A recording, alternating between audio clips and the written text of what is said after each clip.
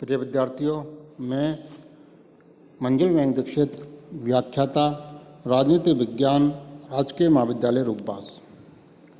पिछली क्लास में हमने बीए सेकेंड ईयर में प्रथम पेपर के अंतर्गत स्पीकर के पद का अध्ययन किया था और मैंने आपको बताया था कि इंग्लैंड के संविधान में या इंग्लैंड की राजनीति में स्पीकर के पद का विकास किस प्रकार हुआ, उसका निर्वाचन किस प्रकार होता है और स्पीकर के क्या कार्य हैं और क्या शक्तियां हैं। और साथ ही आपको समझाया था कि इंग्लैंड में स्पीकर के पद को इतना गौरवपूर्ण, नैतिक और पवित्र क्यों माना जाता है। आज हम एक नए अध्याय का अध्ययन करेंगे या नए चैप्टर या नए टॉपिक का अध्ययन करेंगे और उसका नाम है प्रदत्त व्यवस्थापन। प्रदत्त व्यवस्थापन क्या है, ये क्यों प्रयोग में आता है, इसका विकास किस प्रकार हुआ और किन परिस्थितियों ने प्रदत्त व्यवस्थापन को महत्वपूर्ण बनाया और प्रदत्त व्यवस्थापन के क्या प्रमुख कारण हैं। आज हम इस टॉपिक का अध्ययन करेंगे और प्रदत्त व्यवस्थापन के बारे में समझने की कोशिश करेंगे। प्राचीन समय में जब सरकार का कार्यक्षेत्र अत्यंत सीमित था, तब प्रदत्त व्यवस्थापन जैसी कोई समस्या नहीं थी। विधानमंडलों में जनता के प्रतिनिधि कानून बनाते थे और विशेषज्ञ अधिकारी उनको लागू करते थे। इस प्रकार प्राचीन दिनों में विधानमंडल और प्रशासन के अधिकार क्षेत्र का स्पष्ट विभाजन था। लॉक और मॉन्टेस्क्यू जैसे दार्शनिक शक्तियों के इस पृथक्करण को निरंकुशता के विरुद्ध आवश्यक संरक्षण समझते थे, किंतु वर्तमान में कार्यपालिका और व्यवस्थापिका के बीच स्पष्ट विभाजन करना एक कठिन कार्य है। इसलिए शासन के कार्य इस सीमा तक बढ़ गए हैं कि व्यवस्थापन के कार्य और उसकी जटिलता में अत्यधिक विस्तार हुआ है। परिणामस्वरूप संसद के ऊपर व्यवस्थापन संबंधी इतना अधिक कार्य आ चुका है कि अब उसके पास न तो इतना समय है और न ही इतना दक्ष ज्ञान है कि वह उन विभिन्न प्रकार के विधेयकों पर विचार कर सके जो उसके सम्मुख आते हैं।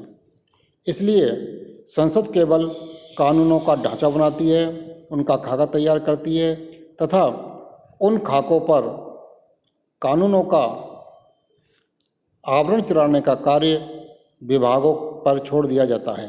इसे ही हम प्रदत्त व्यवस्थापन कहते हैं।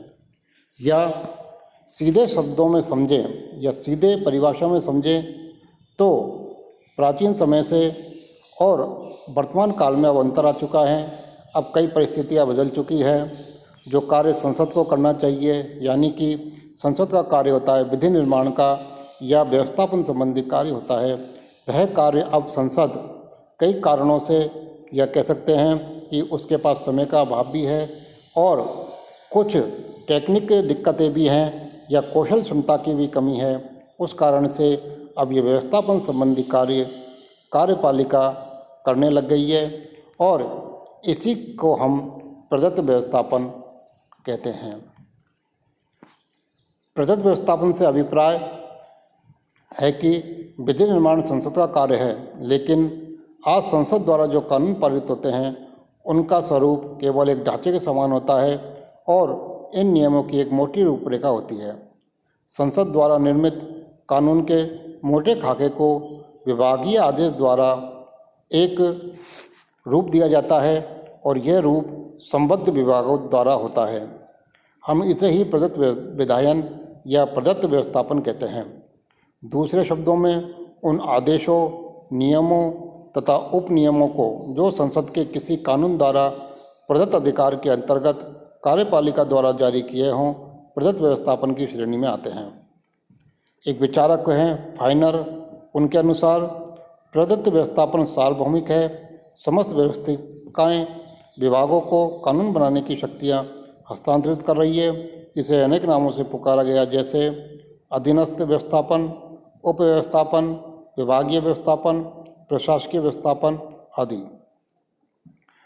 प्रदत्त व्यवस्थापन से तात्पर्य है अधीनस्थ सत्ता जैसे मंत्री द्वारा संसद द्वारा प्रदत्त व्यवस्थापन कार्य संपादित करना अथवा मंत्रियों या विभागों द्वारा आदेशों तथा विनियमों के अंतर्गत पूरक कानूनों का निर्माण करना। एक निष्कर्ष के रूप में हम कह सकते हैं कि प्रदत्त व्यवस्थापन उन नियमों और विनियमों को कहते हैं जिसका प्रभाव कानून के समान होता है और जिन्हें संसद के दिए हुए अधिकार के आधार पर प्रशासनिक विभाग जारी करते हैं। इनको संविधिगत आदेश भी कह सकते हैं और इसे कार्यपालिका द्वारा व्यवस्थापन या प्रदत्त व्यवस्थापन भी कहते हैं। अब हम प्रदत्त व्यवस्थापन का विकास किस प्रकार हुआ उसको जानने की कोशिश करेंगे। प्रदत्त व्यवस्थापन का विकास इंग्लैंड में 19वीं शताब्दी से आरंभ माना जाता है, या एक विचारक हैं जेनिंग, उनके अनुसार जैसे जैसे समूहवाद के विकास के कारण सरकारी शक्तियां बढ़ती जाती हैं त्यों त्यों प्रदत्त कानूनों की संख्या बढ़ती जाती है। लॉर्ड हिवर्ट के अनुसार 18वीं शताब्दी से पूर्व भी इंग्लैंड में प्रदत्त व्यवस्थापन के उदाहरण मिलते हैं, जैसे हेनरी अष्टम द्वारा उन धारा के द्वारा संविधि के उपबंधों को उस सीमा तक संशोधित करने का अधिकार भी देती है जहाँ तक वह उन्हें लागू करने के लिए आवश्यक और शीघ्र समझे। इंग्लैंड में प्रदत्त व्यवस्थापन का श्रेष्ठ उदाहरण 1925 का रेटिंग तथा वैल्यूएशन एक्ट है, जिसके अनुसार मंत्री को न केवल आदेशों को जारी करने बल्कि ऐसे कार्यों को करने की शक्ति दी गई है जो उसे आवश्यक तथा उचित प्रतीत हो। इसी प्रकार धीमे धीमे 1934, 1919 आदि में भी और 1927 में भी ये धीमे धीमे प्रदत्त व्यवस्थापन की एक विकास चलता गया। अब हम प्रदत्त व्यवस्थापन के कारणों का अध्ययन करेंगे। प्रदत्त व्यवस्थापन हम कह सकते हैं कि एक समाजवादी तथा जन कल्याणी राज्य में आवश्यक होता है, या कह सकते हैं कि आज की परिस्थितियां ऐसी हो गई हैं कि आज कार्य सुगमता और शीघ्रतापूर्ण चाहिए, या कह सकते हैं आजकल तकनीकों का प्रयोग भी बढ़ चुका है, इसलिए भी प्रदत्त व्यवस्थापन का कार्य बढ़ता जा रहा है। आइए अब हम प्रदत्त व्यवस्थापन के कारणों को समझने का प्रयास करें।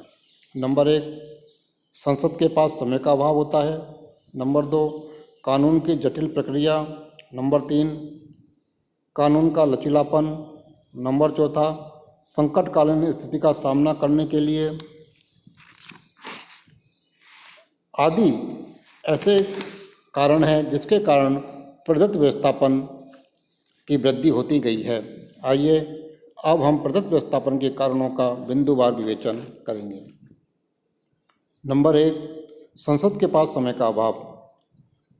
आधुनिक समय में लोक कल्याणकारी राज्य को सर्वाधिक कानूनों का निर्माण करना पड़ता है और संसद ने अपने कार्य समय में और कार्य दिवस में बढ़ाकर वृद्धि भी की है, फिर भी उसे समय कम या समय अभाव के कारण अपने कार्य को या व्यवस्थापन संबंधी कार्य को हस्तांतरित करना ही पड़ता है। अतः इसके कारण या संसद के पास समय अभाव के कारण प्रदत्त व्यवस्थापन का उपयोग करना होता है। नंबर 2, कानून की जटिलता का बढ़ना। आजकल कानून निर्माण एक कठिन समस्या है। विज्ञान की उन्नति, तकनीकी विकास तथा औद्योगिकीकरण के कारण कानून की जटिलता भी बहुत बढ़ गई है। संसद के पास इतनी योग्यता नहीं है कि वह कानून की जटिलताओं को भली भांति समझ सके। इसलिए आजकल संसद कानून की रूपरेखा को पास करके संतुष्ट हो जाती है और मंत्रिमंडल पर विशेषज्ञों की सहायता से कानून के विस्तार करने का भार छोड़ देती है। नंबर 3, कानून का लचीलापन।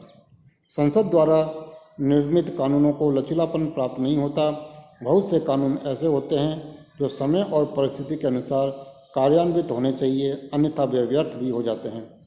यदि कार्यपालिका द्वारा कानून का निर्माण होगा तो उन्हें आवश्यकता अनुसार सरलता से बदली हुई परिस्थितियों के अनुरूप डाला जा सकता है।